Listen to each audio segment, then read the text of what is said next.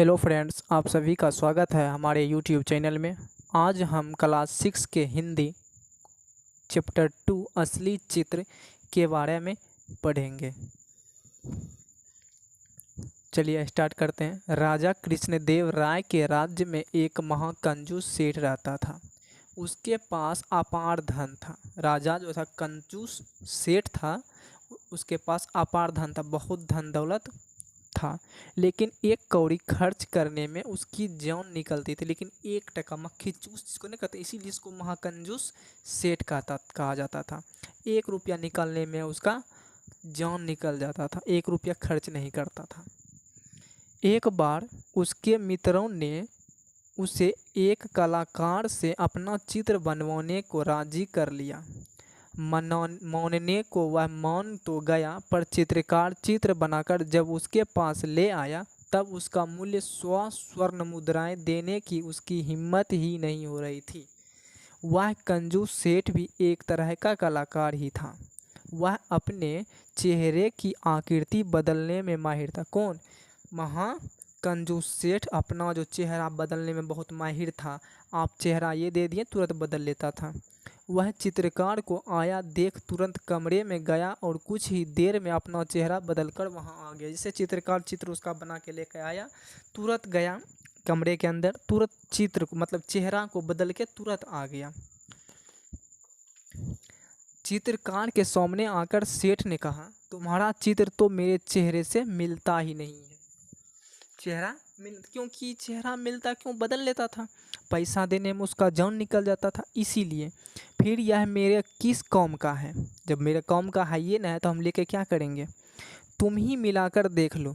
चित्रकार, मेरे चेहरे को ठीक से देख लो। जब ठीक मेरे चेहरे से मिलता हुआ चित्र बनाकर लाओगे तभी उसकी कीमत अदा करूँगा। जब मेरे चेहरे से मिला हुआ चित्र बना के लाएंगे तभी मैं इस चित्र का मूल्य अदा करूँगा। कौन बोला? सेठ जी बोला। चित्रकार निराश हो गया। चित्रकार जो था वो निराश हो गया। दूसरे दिन चित्रकार एक नया चित्र बनाकर लाया। दूसरे दिन फिर चित्र बना के लाया जो उसके पिछले दिन के चेहरे से एकदम मिलता था। लेकिन कमाल, सेठ ने इस बार फिर अपना चेहरा बदल लिया। चित्रकार ने चित्र मिलाकर देखा तो और भी भौचक रह गया। चेहरा चित्र से ना मिलता था, सो ना मिला।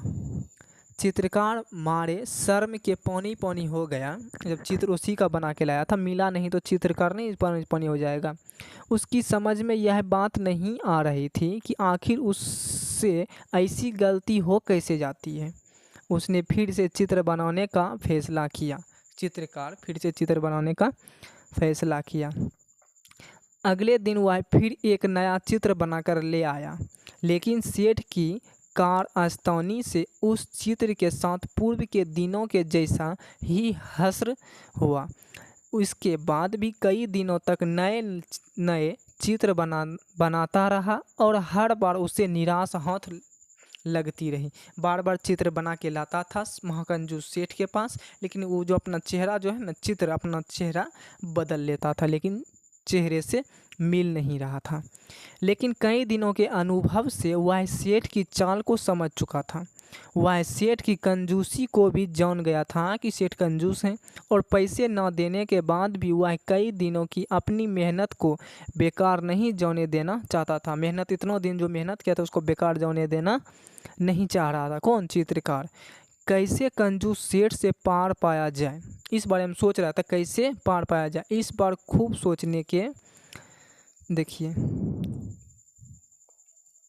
सोचने के बाद उसने तेनालीराम से मिलने का फैसला किया था। उसका दरबार में रहता था तेनालीराम, उसी से मिलने का फैसला किया। कौन? चित्रकार। उनके पास चित्रकार ने अपनी समस्या रखी और कोई समाधान निकालने की प्रार्थना की। थोड़ी देर सोचने के बाद तेनालीराम ने चित्रकार को सलाह दी, कल तुम कंजूस के पास एक आईना लेकर जाओ और कहो कि आज आपका बिल्कुल सही चित्र लेकर आया हूँ, खूब ठीक से मिलाकर देख ले। ठीक, रत्ती भर की फर्क आपको नहीं मिलेगा, बस इतना भर करो और तुम्हारा काम चांदी हो जाएगा। कौन बोला? तेनालीराम चित्रकार से बोला। कल होकर चित्रकार तेनालीराम के कहे अनुसार आईना लेकर कंजूस सेठ के पास पहुंचा। सेठ के सामने आईना रखकर उसने कहा, सेठ जी, आज आपका बिल्कुल सही चित्र बनाकर लाया हूँ, देख ले, इसमें किसी प्रकार की त्रुटि की गुंजाइश अब नहीं है। इस पर सेठ बहुत झुंझलाया और बौखलाकर बोला, अरे यह चित्र कहाँ है, यह तो आईना है। चित्रकार ने तब सेठ को जवाब दिया, सेठ जी महाराज, आईना के सिवा आपकी असली सूरत और कौन बना सकता है। बस जल्दी से मेरे चित्रों की कीमत 1000 स्वर्ण मुद्राएं निकालें। अब सेठ समझ गया था कि यह बुद्धि और सूझबूझ तेनालीराम की ही हो सकती है। उसने बिना देर किए 1000 स्वर्ण मुद्राएं निकालकर चित्रकार के हवाले कर दी।